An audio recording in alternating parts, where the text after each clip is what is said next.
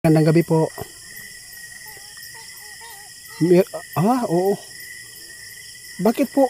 Ano pong dahilan? Bakit po sila nagnakaw doon sa inyong kaharian, yung maitim na duwende?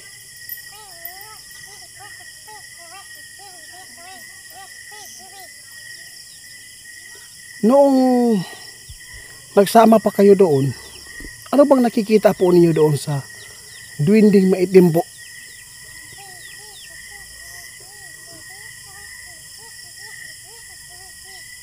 Mabait pala siya. Akala ko ba? Bakit po niya nagawa yan?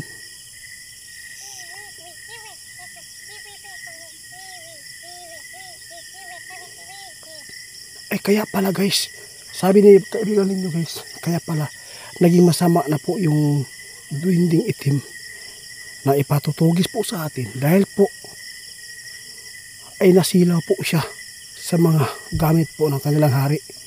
Ano pong kabayaran po niyan kaibigan ninyo kung sakali man na mahuli at makuha natin yung kinuha po niyang brilyante na tubig?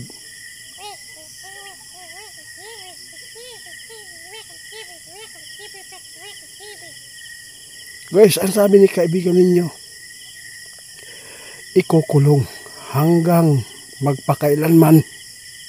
Yun pala yung mga ano ninyo kaibigan ninyo, yung parusa doon.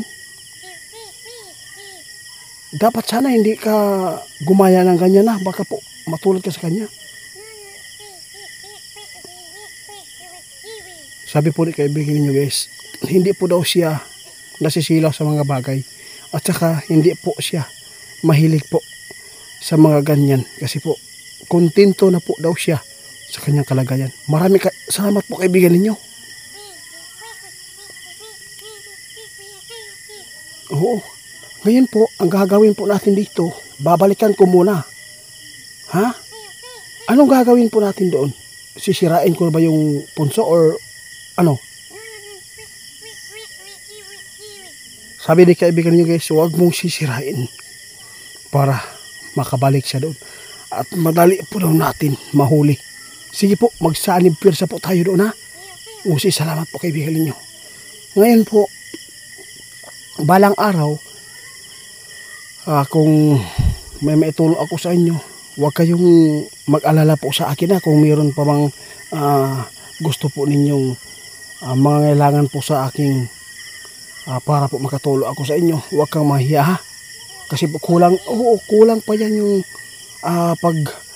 yung pagmamahal po inyo sa amin dahil po napakabait po inyong duwende. Ang sa akin lang kaibigan ninyo, sana po hindi kayo magbago. Meron pa ako itatanong. Di ba sabi mo yung duwending itim mas malakas siya kaysa iyo? Bakit po nasabi mo yan? Malakas ka naman, di ba?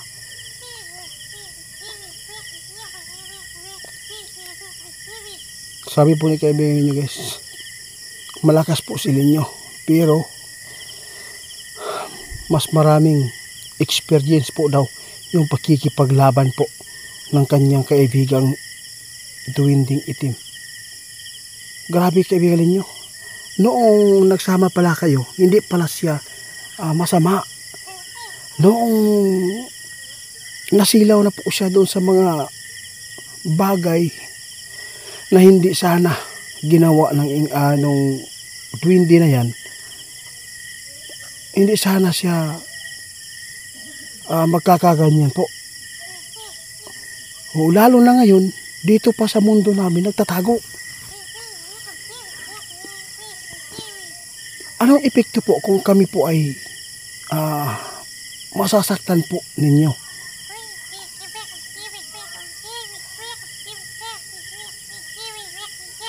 Yun pala, ang sabi ni kaibigan nyo guys, kung walang makakatapat na manggagamot, kung tayo ay masasaktan po ng duwende, magpakailanman hindi ka daw kumagaling.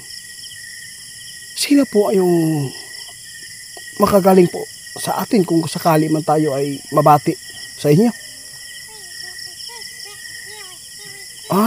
Sige po. Ang sabi ni kaibigan niyo guys, kung mayroon mang manggagamot na may kaibigan na duwende, doon po daw tayo gumagaling kung sakali man na may mangyari sa atin, kasi po napakalakas po talaga yung duwende na maitim. Kaya grabe, matagal na pala kayo magkakaibigan. Oo, ang lang, basta ang sabi mo kanina na hindi ka magtulad sa kanya, di ba?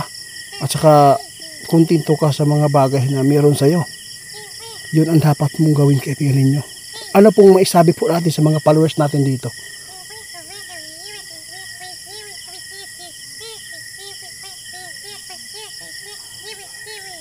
Tama ka, kaibigan. Guys, meron pong messages po si kaibigan ninyo, no? May ipinapabot po sa mga followers. Sa lahat po na hindi natin ka-followers pa, yung mga bago pa lang dyan, kung mapanood po nyo ito, ito ang sabi ng kaibigan ninyo. Ngayon, walang-wala ka man ngayon, tatandaan po ninyo, ang panahon ay hindi po, no, papayag na ikaw ay magpahanggang wakas na walang-wala ka. Hihintay lang po ang tamang panahon para maibigay po sa inyo, no, ang dapat po na maibigay sa Diyos sa inyo. Kasi po ang sabi ni kaibigan ninyo, mas maganda po ay hindi po tayo naiinggit po sa kapwa, dahil po kung naiinggit po tayo ay hindi po talaga maganda yung patutunguhan, at hindi po talaga maganda ang mga nasa isipan natin na tumatakbo. Kasi po kung anong meron sa inyo ngayon, tatanggapin po natin, dahil po bigay po yan sa Diyos. Basta hindi lang daw tayo gumawa at hindi tayo mawala ng pag-asa. Maraming salamat, kaibigan ninyo. Oo, salamat. Dapat guys, no, tularan po natin sa kaibigan ninyo. Tingnan po natin yung duwending itim. Duwending itim, kaibigan po yan noon. Mabuting duwende. Nang makakita po siya ng mga gamit po na doon po sa kanilang kaharian, doon po siya natutukso. Kaya tayo guys, kung meron kayong nakikitang mga pinakamamahal po na mga bagay dito sa mundo, kung hindi po ikaw yung nagmamay-ari, huwag po ninyong pakialaman para hindi po masisira yung buhay ninyo. Kaya maraming salamat ninyo. Alam ko, kaibigan ninyo, maraming makapulot po nito. Kasi po guys, tularan natin sila ninyo. Kung anong meron sa atin ngayon, tatanggapin natin. Huwag tayong mainggit sa iba. Kung meron sila, balang araw, meron din tayo. Para tayong gulong, no? Walang-wala man takaron sa sunod. Sa awa ng Diyos ay ibibigay po niya ang inyong kagustuhan. Kasi ayaw po ng Panginoon na yung hiningi po ninyo kaagad na maibigay kaagad, baka po ay makasira yan sa inyong kinabukasan. Kaya hanggang dito lang, kaibigan ninyo. Maraming salamat po. Oo, masarap.